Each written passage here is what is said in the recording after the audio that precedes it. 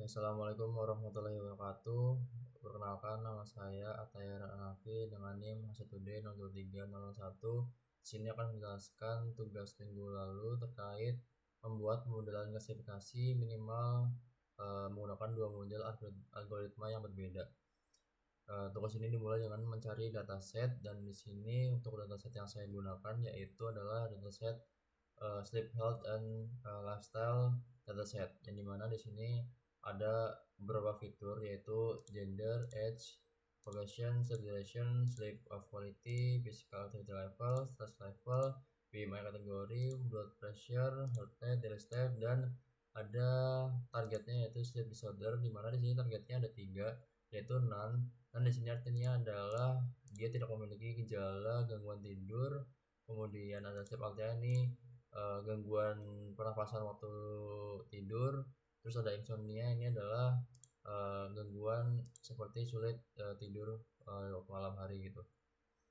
Oke, kita langsung saja buat ke modelannya. Di sini pertama pastinya saya import file datasetnya ke Google Colab. Terus import library pandas, yang dimana ini pandas ini emang untuk membaca sebuah dataset. Di sini saya masukkan untuk datasetnya, kemudian lihat outputnya. Di sini sudah terlihat untuk output dari tabel dataset yang saya pakai, sudah sesuai dengan dataset aslinya. Kemudian di sini ada info itu untuk menunjukkan data kolom dari sebuah dataset tersebut. Di sini bisa lihat untuk kolomnya ada 12, terus ada isinya sama ada tipenya. Nah, kemudian ini ada is null, artinya adalah ini untuk mengecek missing value. Jadi di sini bisa terlihat untuk sleep disorder itu ada missing value 219, dan setelah saya analisis lagi itu ternyata si mesin ini atau mesin learning ini dia ngebaca sebuah value non itu dibaca sebagai null, di mana sebenarnya non di sini adalah artinya itu untuk ketika seseorang yang tidak memiliki sebuah gejala atau gangguan tidur. Tapi di sini terbacanya itu missing value karena nolnya dibaca nol. Kemudian di sini saya cek cross check lagi apakah benar terbaca nol. Terbukti di sini bisa dilihat untuk sleep disorder ini untuk non artinya adalah nol atau kosong, itu emang terbaca si non ini dia terbaca tidak ada value-nya atau nol. Nah, di sini saya perbaiki untuk datasetnya dengan cara untuk mengisi field nol dengan non. Jadi di sini saya cek lagi, kemudian sudah terlihat untuk missing value-nya sudah tidak ada semua. Dan di sini di dataset ini memang tidak ada untuk missing value-nya. Kemudian ini saya cross check lagi untuk mengecek apakah benar-benar sudah tidak terbaca nol. Di sini sudah terlihat untuk outputnya untuk sleep disorder ini sudah tidak terbaca bagian non, sudah tidak terbaca nol atau kosong. Kemudian ini adalah distribusi target untuk dataset yang saya punya itu targetnya adalah sleep disorder, itu ada 3 yaitu none, yaitu artinya tadi tidak memiliki gangguan gejala gangguan tidur. Sleep apnea ini lebih ke gangguan pernafasan di waktu tidur. Kemudian ada insomnia, itu sulit tidur.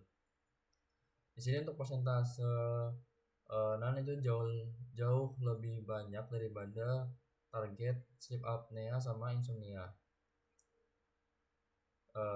Kemudian ini adalah korelasi antar fitur numerik.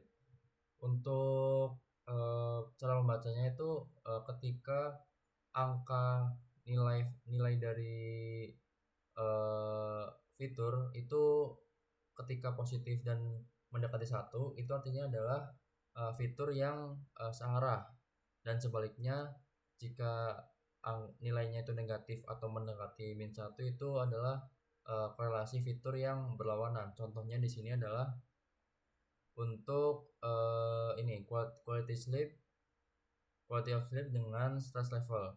Jadi ini kan nilainya min 90, min 0,90 itu mendekati min 1, itu artinya adalah berlawanan. Jadi misal ketika quality of sleep itu turun, maka stress levelnya itu pasti naik.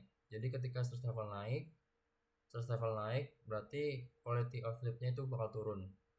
Terus di sini untuk contoh lain, nah ini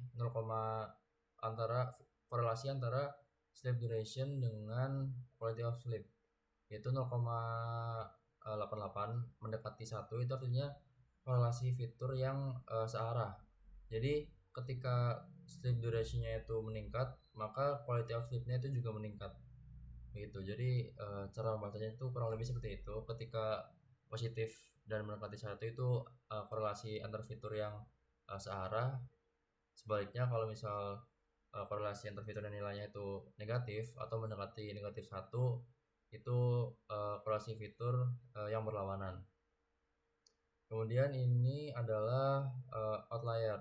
Jadi outlier ini adalah ketika suatu value dari sebuah fitur itu jauh beda dari rata-rata data lainnya gitu. Contohnya di sini dari fitur-fitur yang ada itu tidak ada outliers. Di sini hanya ada satu fitur yaitu heart rate, yang dimana ini rata-rata heart rate orang yang ada di dataset itu sekitar 65 sampai kurang dari 80. Tapi di sini ada titik-titik, ini adalah artinya ada beberapa orang yang heart rate-nya itu melebihi dari rata-rata orang pada umumnya. Jadi untuk dataset ini tuh outlier-nya ada di satu fitur aja. Terus ini adalah salah satu insight yang dimana pengaruh quality of sleep terhadap sleep disorder. Jadi di sini bisa dilihat untuk quality of sleep-nya itu di bagian insomnia itu ada outlier juga, yang dimana artinya ini adalah quality of sleep dari seorang insomnia itu ada yang kurang dan lebih dari rata-rata orang insomnia pada umumnya gitu. Jadi sekarang ada titik 1 sama titik 1 di bawah, itu berarti ada orang insomnia yang quality of sleep-nya itu 4 dan 9, yang dimana itu jauh dari rata-rata orang yang mengalami insomnia.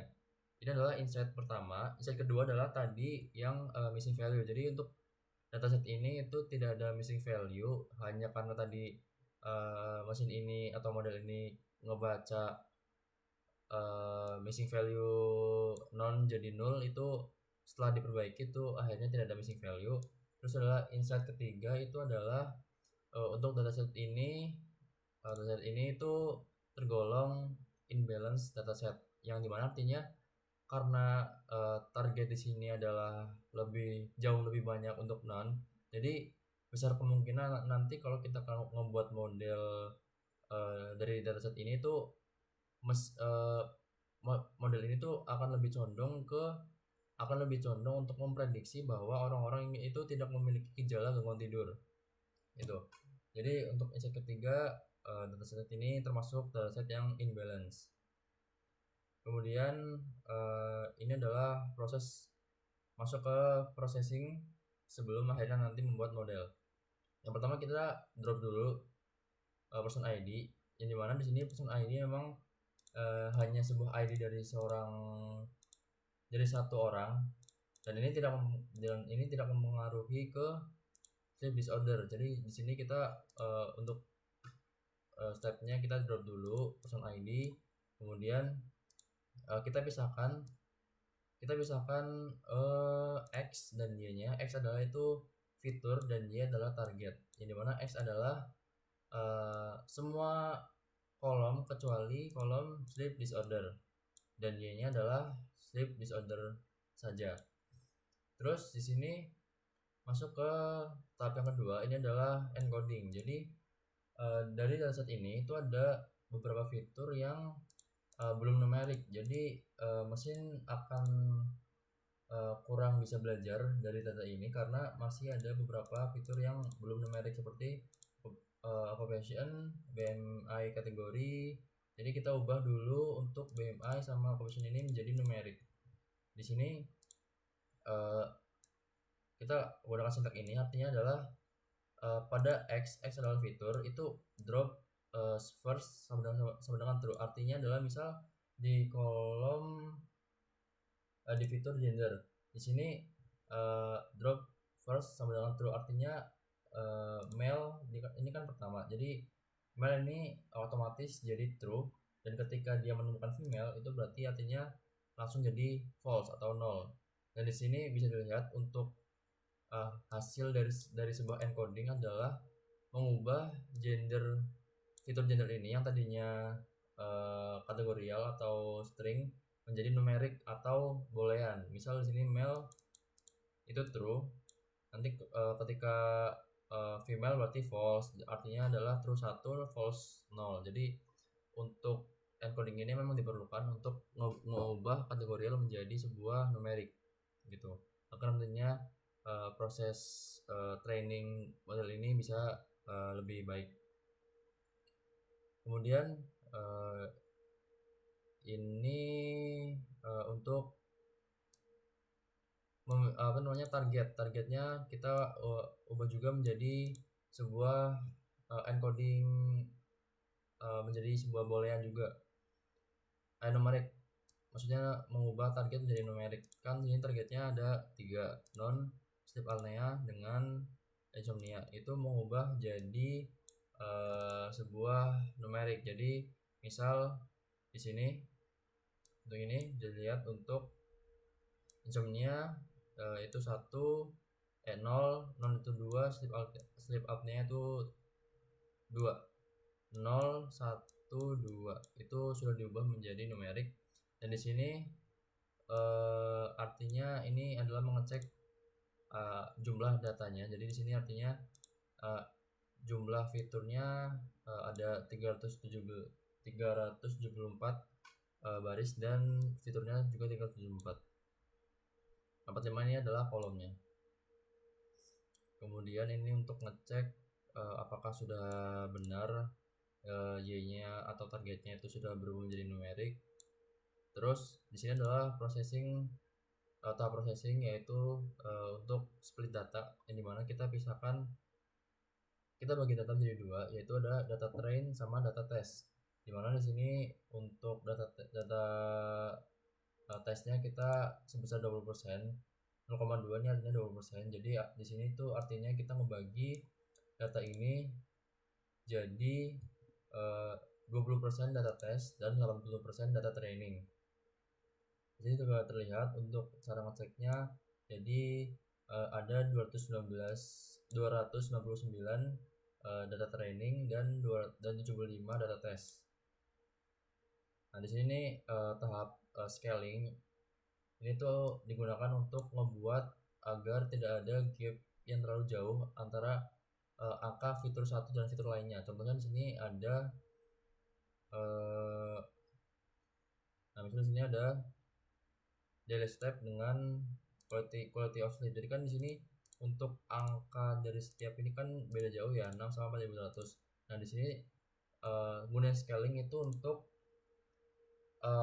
ngeubah semua gap yang terlalu jauh dari fitur-fitur ini juga. Jadi diubah menjadi sebuah desimal yang kecil. Jadi tidak ada perbedaan angka yang terlalu besar, karena kalau misal ada angka yang terlalu besar dan ada yang terlalu kecil, itu akan mempengaruhi pemodelan atau training nanti. Di sini untuk untuk cara lihatnya apakah sudah scaling seperti ini adalah untuk melihat scaling dari fitur-fiturnya. Nah di sini bisa dilihat untuk ada angka desimal banyak sekali, itu artinya fitur-fitur ini sudah di scaling. Kemudian ini untuk membuat model di sini saya menggunakan algoritma logistic regression dengan seperti ini. Lalu untuk model kedua yaitu menggunakan random forest. Oke, di sini setelah model ini adalah untuk tesnya. Jadi model kita tes dengan fitur tes. Jadi di sini y-nya targetnya kita coba keluarin 10 dan sudah si mesin ini bisa memprediksi bahwa untuk 10 prediksi yang dites itu mengeluarkan insomnia, sleep apnea dan seterusnya. Kemudian model kedua itu random forest, itu juga sama, kita membuat model, kemudian kita tes datanya, dan ini untuk melihat hasil dari tes tersebut. Nah, kemudian ini masuk ke metode evaluasi, yaitu key fault validation. Yang pertama, key fault validation logistik. Di sini saya membagi k-nya sama dengan 5, yang dimana artinya data train ini kita bagi menjadi 5 bagian, yang dimana masing-masing itu mempunyai iterasi yang sama. Jadi di sini bisa dilihat untuk outputnya. Iterasi pertama itu akurasinya sebesar 0,7, iterasi kedua sebesar 0,8, iterasi ketiga itu 1, dan seterusnya. Dan ini rata-rata dari akurasi prediksi yang didapatkan dari logistic regression. Kemudian ada validation random forest. Ini juga sama, kita bagi datanya menjadi 5 bagian untuk di training dan di tes. Dan di sini bisa dilihat untuk mengeluarkan untuk metode random forest ini dia akurasinya sebesar iterasi pertama 0,6, iterasi kedua 0,6, iterasi ketiga 0,96, dan seterusnya. Kemudian ini adalah evaluasi, yaitu dengan metode akurasi conversion matrix classification report. Ini untuk metode logistic regression, dan ini untuk random forest. Bisa dilihat untuk dari akurasi model dengan metode logistic regression itu akurasinya 0,96, dan conversion matrixnya ini adalah cara bacanya. Baris pertama itu data asli, jadi misal ini 1302, artinya 13 terprediksi insomnia, 0 terprediksi sleep apnea, dan 2 terprediksi 13 terprediksi insomnia, 0 itu non, dan 2 itu sleep apnea. Untuk total dari ini sama seperti total dari data tes yang kita buat tadi, 75. Ini untuk classification reportnya. Jadi 0 itu kan insomnia, jadi akurasi prediksi insomnia itu bisa dilihat sekian, untuk recall sekian, FY-nya juga sekian. Kemudian satu ini adalah non, itu precision recall, FY-nya bisa dilihat. Untuk dua itu sleep apnea. Kemudian di sini macro average sama weighted average juga akurasinya sekian. Dan untuk random forest akurasinya 0,92, ada conversion matrixnya sama seperti tadi. Di sini untuk total di sini adalah sama seperti besar data tes yang tadi kita buat di atas. Kemudian ada classification report. Lalu di sini adalah perbandingan antara model yang menggunakan logistic regression dan random forest, ya, dengan random forest. Di sini bisa lihat untuk